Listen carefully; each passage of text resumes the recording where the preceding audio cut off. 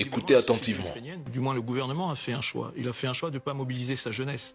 Alors, on peut le comprendre. Mais en même temps, aujourd'hui, ils sont devant un dilemme. Ne pas mobiliser cette jeunesse, ne pas l'avoir formée, ne pas l'avoir envoyée au front. D'un point de vue humain, on peut le comprendre. Je veux dire, on est tous des pères, des mères, des cousins. N'est-ce pas trop tard? Il est jamais trop tard. Parce que les Américains, encore la semaine dernière, disent aux Ukrainiens, des armes c'est bien, mais faites comme nous, à partir de 18 ans, enrôlez vos enfants pour aller combattre. C'est facile sur le papier, mais bon. Non, Pourtant, hier soir, ils affirmaient que la Russie n'a plus d'effectifs, qu'elle avance à peine, que tous ses chars sont détruits. Mais alors, comment expliquer qu'elle se retrouve dans cette situation et parviennent tout de même à conquérir l'une des villes les plus stratégiques de cette guerre en Ukraine? Pendant ce temps, les soldats ukrainiens fuient. Ils en sont à mobiliser les personnes âgées et les femmes. Et récemment, Boris Johnson, appelé même Zelensky, a mobilisé les jeunes et Joe Biden a confirmé que l'Ukraine n'entrerait pas dans l'OTAN, tout en conseillant ces derniers de mobiliser toute la jeunesse. Mais soyons clairs, si les hommes et les femmes désertent et que la jeunesse est envoyée au front sans formation, quelque chose qu'ils ne recevront jamais, que reste-t-il encore en Ukraine? Vous ne comprenez toujours pas LCI?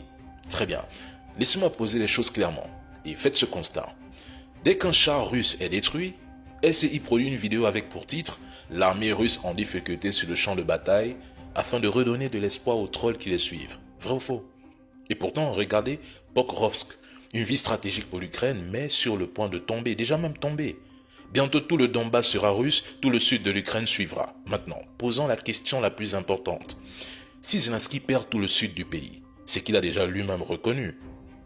Expliquez-moi comment, par miracle, les Ukrainiens encerclés à Kursk recevront des munitions ou des équipements une fois la bataille en Ukraine achevée. Et ils seront encerclés, je l'ai dit ici. Et pour finir, quels étaient les objectifs de l'opération spéciale? Venir en aide aux populations du Donbass, sécuriser la Crimée et démilitariser l'Ukraine et sauver les populations du Sud. Ces objectifs sont atteints à 90%. Donc, montrez-moi une seule vidéo où Poutine affirme vouloir envahir l'Ukraine en 3 jours, un pays de plus de 600 000 km² en 2022. Montrez-moi une seule vidéo, elle n'existe pas.